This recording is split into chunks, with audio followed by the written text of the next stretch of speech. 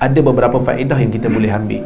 Yang pertama, ahli sunnah wal jamaah beriman bahawasanya azab kubur ni ada.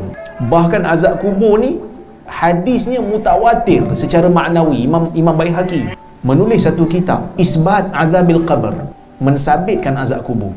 Kenapa ulama ahli sunnah ni sampai tulis kitab-kitab khas ni?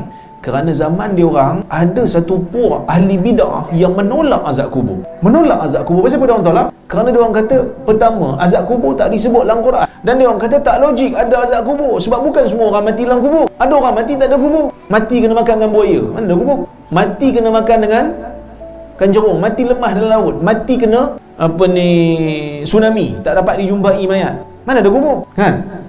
Lepas tu dia kata hadis-hadis yang bercerita tentang azab kubur ni pun pelik. Hadis dalam Musnad Ahmad siap bagi tahu lagi malaikat Munkar dan Nakir ni ketika mana dalam kubur, tanya orang duduk ke orang tu dulu dalam kubur. Macam mana nak duduk?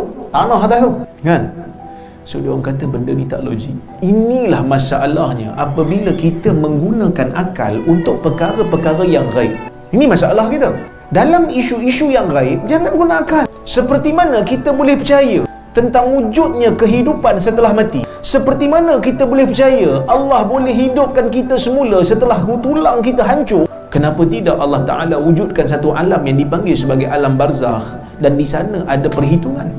Kemudian azab kubur ni didengari oleh haiwan, disebut dalam dalil. Cuma manusia dengan jin je tak dengar. Mujur lah tak dengar pun. Kita tak dengar pun takut dah dengan kubur. Habis tu kalau dah manusia tak dengar, Nabi dengar macam mana? Nabi dengar dengan izin Allah. Allah bagi Nabi dengar untuk 2 kubur. Okey. Ya. 1 batu. Kita 2 batu? Macam mana? Dibolehkan lah.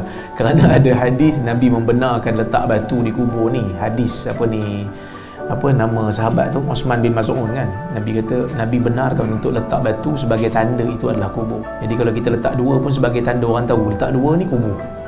Okey lah. Cuma tak perlulah pergi letak ayat Quran dekat kubur, semua tak dibenarkan lah.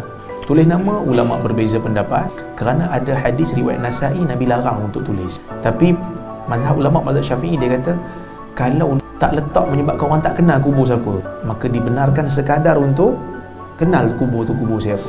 Maka tak mengapa, diberi rukhsah lah. Okey, jiruh air ini sebenarnya untuk tanah tu tak lari. Memang ada hadis Nabi jirus air di tanah kubur untuk tanah tu tidak ditiup angin. Ya, kalau tanah merah tak perlulah kita siram lagi dah. Cuma adalah sebahagian ulama sebut tafaul untuk memberi sejuk kepada orang yang berada di bawah, tapi sebenarnya tak perlulah. Kerana memang letak air itu untuk menetapkan tanah supaya tak terbang ditiup angin sahaja. Ya.